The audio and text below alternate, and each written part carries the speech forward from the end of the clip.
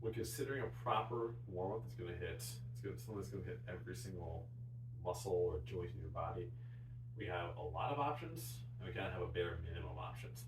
I'm going to show the bare minimum, and I'll show some additional options at the end here. But I want to walk you through what I say. Try to do these things if you're going to work out at all. Hopefully, it takes you less than 5 minutes to do. So, you start with the hips. Now, before you do anything, you could definitely hop on a bike or a treadmill or whatever and get your heart rate up just a little bit. That's okay. I would still add these dynamic stretches in. Dynamic stretches mean we're moving the entire time. We're not going to be holding anything because we don't want to elongate a muscle before we load it. That makes the muscle weak and a little more vulnerable to injury. So first things first, grab, it'll be a post, it can be anything, it can be a wall, railing. You don't have to hold anything for this, but probably nice too. I like to hold on something, like corners, probably just find your house. We do some leg swings, about 8 to 10, 8 to 12 each side. Notice that I'm not swinging through high on the opposite side. I'm just trying to stretch this hip out as high as it can go. 8 to 10 each leg. I'm not going to do both sides. You get the idea. 8 to 12 each side. Then hamstring, like leg kicks. Try and hit those hips every single direction that they move. Left leg's not getting warmed up here. So those 8 to 12 of those, you could stop there. I also think it's always good to throw in some squats. So we're throwing some deep squats. Person might even say, hey, take a broomstick or something.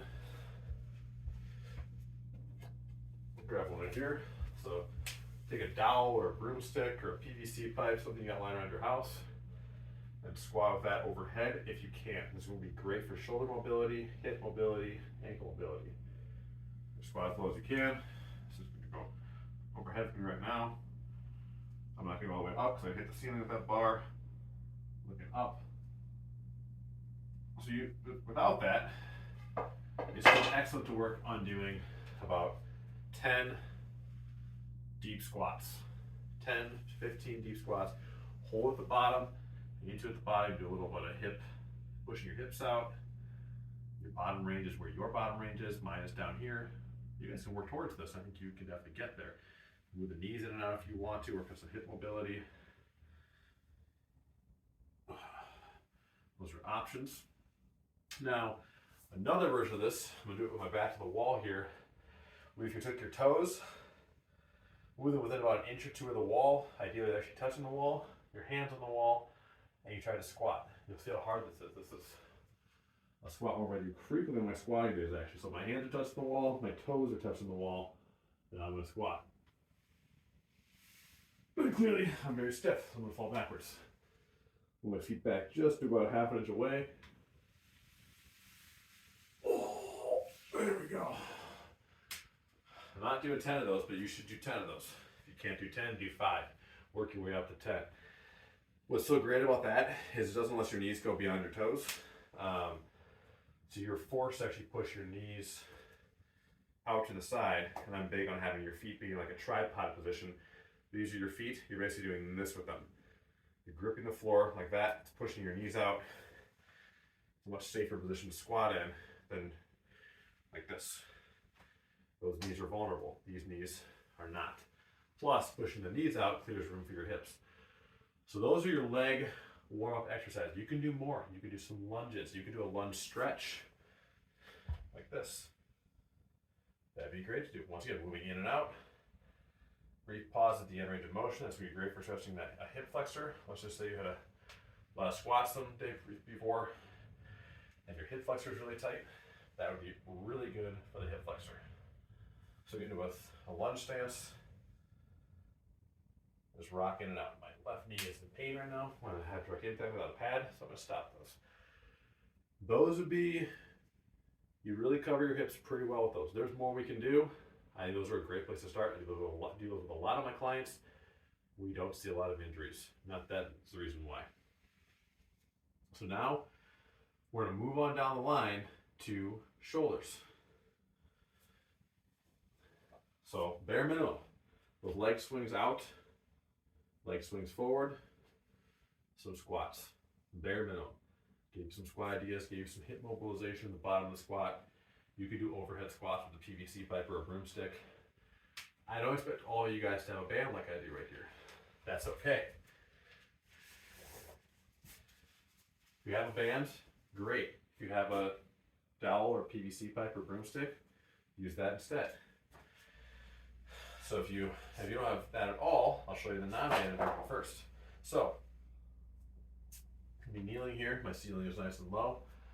These are shoulder rotators. We're gonna do 8 to 12 each arm, each direction, one at a time. Bring that shoulder up. As you are bringing that shoulder up, I want you to be reaching it as high as you can the whole time through, and bring it back around. Notice how I'm almost elevating my shoulder to the height of my ear. Right there. That's what you're going to be doing the entire time. Try to reach that shoulder as high as you can. Your range of motion is going to be different than mine or different than someone else's, but I want you to be consistently trying to push that. Get that a little bit stronger. So that's, you do 8 to 12 each direction, and this is not a quick, like, we're not doing this. We are elongating that shoulder the entire time. We are elevating that shoulder. We're trying to stretch as far as you possibly can. And we're gonna do both sides. Now, I'm not going to right now, but if we were doing that, as you do this, I want you to do both sides. You can tell we're working the hips and the shoulders, doing a lot of rotation around those because those joints can do a lot of rotating. So that's the shoulder rotator. Once again, 8 to 12 each direction. Take these very seriously, not because they're like really important, but just make each effort count. Next, if you had a band, if you had a dowel, PVC pipe, I loop this one over my hands because I don't want these things dangling, getting in the way. What's wonderful about these is there's adjustable tension all the way through the band. These are called, these are a tube band with handles. You know, you can probably get like a 6-pack of different resistances on Amazon for like $25 to $40. I bet they're not crazy expensive. These are from Rogue. They're a bit more than that.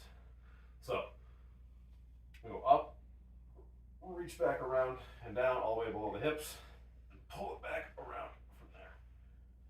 Same thing. We're gonna try to elevate as high as we can at the top. Keep the arms as tight as possible to the shoulders. So that would look like not trying to, as you go up here, you don't want to go around because your hands are really wide. You just want to keep them up as high as they can. Ideal, obviously you're gonna have some limited range of motion there. You can rotate that shoulder around, come back around. Same thing, reaching high with those shoulders to bring back down to the front. Do 10 of those front and back. You can do the same exact thing with this dowel broomstick PVC pipe. I can't with this one.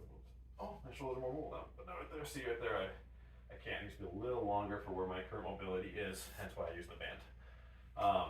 Hopefully your broomstick is taller than 4 feet. That's what this is, so you should be able to do that. You could stop there. You could really stop there.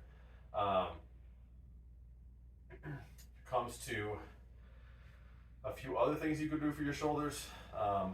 One would just be like pull downs. So to grab a band again, this would be where you kind of have to have a band for this one. So this is optional because you need a band for it.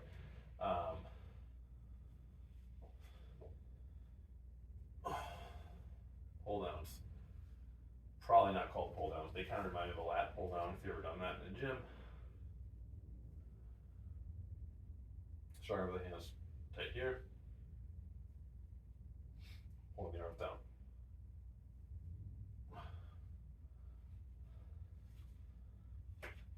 There's a lot more shoulders we could do. I'm not going to touch on those in this current video. If anything pops up that you need mobility work on, or pain somewhere, or trying to increase mobility, I will send you a separate specific video dedicated to that. But for now, that's a pretty complete warm-up of your shoulders and your hips. The last thing I'll show you, this is optional, not mandatory. Remember those rotators and the squats, and the rotators for the shoulders. I'd say those are the mandatory ones to for sure do. Optional, some wrist warm-ups. Now, I'm gonna do these sideways slightly so you can kind of get a good view of them. I'm actually gonna put my hands on the mat, it's a lot easier. So you're on all fours, knees right beneath the hips, wrist right below the shoulders. First thing is just raising up onto the balls of the pad of your hand 10 to 15 times. Then put the hand sideways. Move side to side, trying to move as far as you can without lifting that heel of the palm off the ground. This would be about 10 to each side as well, so count to 20 total. Go as high as 30 if you want, that's fine. Frequently when we get like a push-up, for instance, the wrist doesn't even want to hold this position where it's at 90 degrees. It actually kind of wants to be there because it's so tight. We don't put ourselves in this position, especially with weight loaded on it that often in life. The last thing I want is you to say, well, I gotta do a push-up on a dumbbell and put your hand there. No, we want to make sure our mobility is strong, so we want to stretch that wrist joint in all the different ways you can move. So we have that side-to-side one. Next, you take the wrist, turn them back towards you. This is as much as you can do. If you can only do it to here, do it to there. If you can do it all the way around, face those elbow pits 100% forwards like I'm doing right now, great. Then all you do is rock your hips back until that heel of the palm lifts off the floor or begins to, then you're gonna stop. That's your range of motion. Rock it back. If it's two, move your hips closer. Do less if you need to. It's your range of motion, is your range of motion. We're trying to increase it. And then you can take your hands and turn them over. I'll show you how good this feels. You have a lot of tension in the wrists. Here we go. Same thing. Elbow pits forward, hands upside down. If you start leaning back and this wrist lifts off the floor, we're done. That's as far as your range of motion is. That's okay. Last one, turn the hands back to where we started. Now we're gonna lean forwards. This is probably the one that you guys are gonna feel the most because this is the position that makes things the most tense typically. Notice how my fingers are spread out this entire time? You want that. It's as if you want to try to walk on your hands. You want to spread out your weight, you want to grip the floor as much as possible. Push this range of motion as far as you can. You can go side to side with this too if you want to. As long as all those points of contact in your hand kind of stay down most of the time as you do that. Get a little lift off. So there we go. We have hips, our legs, shoulders, wrists. There's so much more we could do with this. I continue to learn about mobility and how much more we can work to increase it, but that'd be the bare minimum I'd say. Plus probably whatever else you're already doing. If you don't have anything you're doing, this is a great place to start. So take that, run with it. It should take less than 5 minutes to do all of that before you start lifting weights, and I would highly recommend that you do it. Don't just launch into it cold. I do that sometimes. I usually regret it. So